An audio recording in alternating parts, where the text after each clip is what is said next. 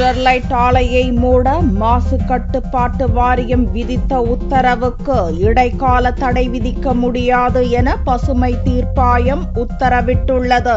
Sterlite ஆலையின் சுற்றுச்சூழல் பிரச்சினையால் அதை மூட மார்ச் 29ஆம் தேதி மாசு கட்டுப்பாடு வாரியம் உத்தரவு பிறப்பித்தது. இந்த உத்தரவுக்கு தடை விதிக்க கோரி ஆலை நிர்வாகம் சார்பில் பசுமை தீர்ப்பாயத்தில் வழக்கு தொடரப்பட்டது.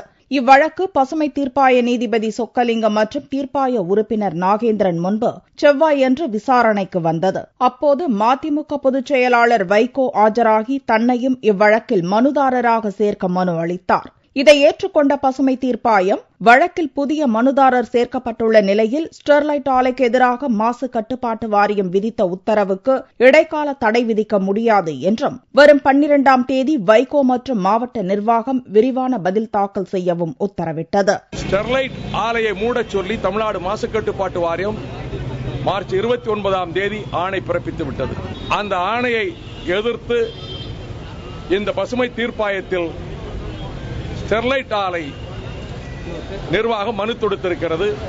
என்னையும் இந்த வழக்கில் வாதாடுகின்றவனாக எனக்கு வாய்ப்பளிக்க வேண்டும் என்று கேட்டேன். நீதிபதி இந்த வழக்கிலே அவருடைய வாதங்களையும் எடுத்து வைப்பதற்கு அனுமதிக்கிறேன் என்று குறிப்பிட்டிருக்கின்றார். இவ்வழக்கு மீண்டும் வரும் 12ஆம் தேதி விசாரணைக்கு எடுத்துக் கொள்ளப்படுகிறது.